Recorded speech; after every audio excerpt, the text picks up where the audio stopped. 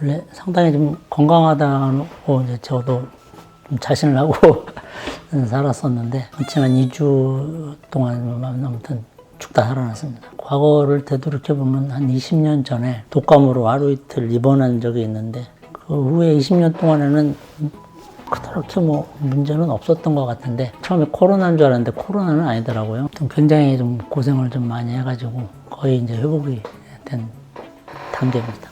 뭐니 해도 건강이 제일 중요한 것 같습니다. 오늘 주제는 축구하다가 연골판 파열, 휜다리하고 연관관계에 대해서 말씀드리도록 하겠습니다. 다리가 휘면 부상의 빈도가 많을까요? 휘었다고 해서 부상의 빈도가 많다. 그거는 아닌 것 같습니다. 그렇지만 좀 많이 휘어 있으면 달리기를 할 때도 곧바른 다리가 구부렸다 펴질 때하고 휘어진 다리가 구부렸다 펴질 때하고 그냥 백타라고 하는데 이 백타가 휘어진 다리는 안쪽으로 전문용어로 이제 어덕션 모먼트, 어덕션 모먼트 이제 그러는데 그런 백타가 차이가 나죠. 다리가 곧은 사람보다는 어떤 충격을 흡수하는 과정에서 연골판이 파열될 확률이 상당히 높죠. 근데 아이러니하게도 제가 그동안 봐온 축구 선수들은 상당히 오다리가 많아요. 그 원인에 대해서 한번 생각을 해본 적이 있는데 원래부터 오다리는 아니었는데 축구라는 운동이 상당히 이게 지면하고 발목, 무릎에 대해서 상당히 과격한 충격을 받거든요. 반복적으로 이게 충격을 받다 보니까 발목이나 무릎에 자꾸 내반 변형이 오는 거예요. 그래서 제가 주로 이제 치료하는 축구 관계자분들은 다 이미 감독이나 코치, 뭐 고등학교 코치 선생님 주로 그런 분이 있는데 그런 분들은 다 한결같이 이렇게 오다리가 많더라고요.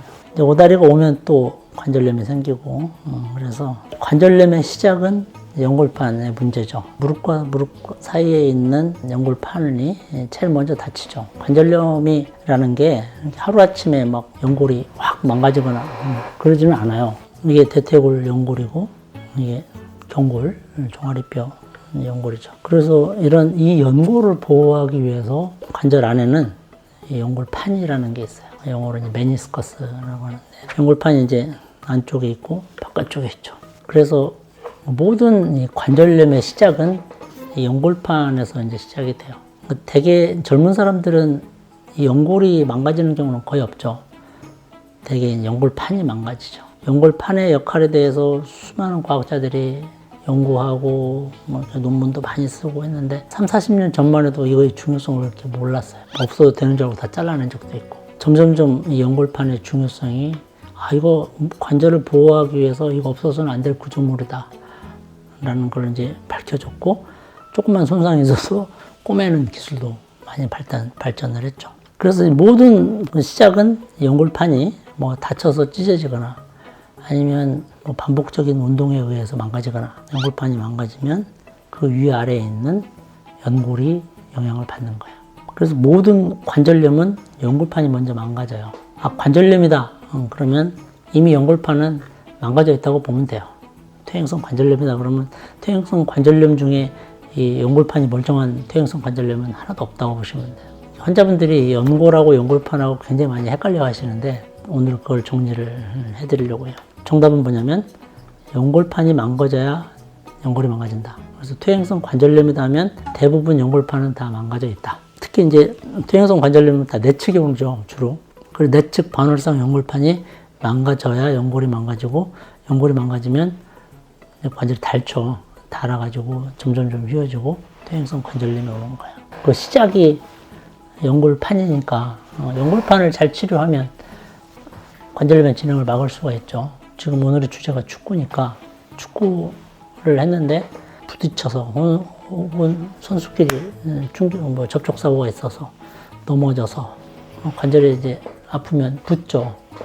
부으면 물도 차기도 하고 심하면 피도 차기도 하고 경기하다가 다치면 주로 이제 연골판 손상 플러스 인대 손상, 뭐 전방 십자인대, 후방 십자인대 손상이 같이 오죠. 그럴 때에 정확한 치료가 굉장히 중요하죠. 사실 뭐 국가대표 정도 되면 이제 전문 트레이너나 전문 주치의가 있어서 아주 적합한 치료를 잘 받게 되는데 문제는 유소년 선수들이에요. 아직 스타가 안 됐기 때문에 의료적인 치료를 받을 기회도 이렇게 적고 무릎 관절을 전문적으로 하는 선생님 만날 기회도 적어요. 잘못 치료하면 이제 선수 생활을 못 하게 되니까 조금이라도 다쳤을 때 좀 전문적인 기관에 가서 제대로 된 치료를 해야 복귀를 할 수 있죠. 그러니까 완벽한 치료까지는 아니더라도 아무튼 최소한 그 선수 생활을 계속 할 수 있을 정도로는 만들어 놔야죠.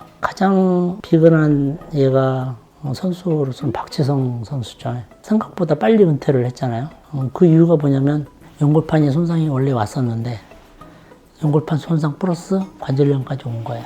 말로는 뭐 산소 탱크 심장은 튼튼할지는 모르겠지만 무릎 관절이 안 좋아졌죠. 그 관절 치료의 이제 세계적인 클리닉이 이제 미국의 스테드만 클리닉이라고 있는데 거기서 박지성 선수가 이제 수술을 한 2차례 받았을 거예요. 2차례 받고 나서도 관절 상태가 호전이 없어서 결국은 이제 선수 생활을 못하고 이제 은퇴를 하게 된 거죠. 그나마 박지성 선수 같은 경우는 뭐 스타 플레이어를 몇 년간 했으니까 금전적으로도 좀 많이 돈도 벌고 지금도 뭐 이렇게 매스컴에 나와서 활동하고 있잖아요. 그렇지 못한 선수들이 너무나 많죠. 대학 때 심한 부상을 당해서 관둔 선수들 정말 부지기수로도 많죠. 축구뿐만 아니라 다른 분야도. 그래서 일반인들도 마찬가지예요. 제가 말씀드리고 싶은 거는 항상 무릎 관절 어떤 연골판 파열이나 인대 손상이나 그런 것들은 조기에 잘 치료받는 게 굉장히 중요해요. 그거를 관가하고 내버려 두면 자꾸 이제 병이 진행이 되니까. 관절염이라는 거는 한번 진행이 되면 돌이킬 수가 없거든요. 병원에 자주 간다고 말을 들으면 한이 있더라도 조기에 치료하는 게 굉장히 중요합니다.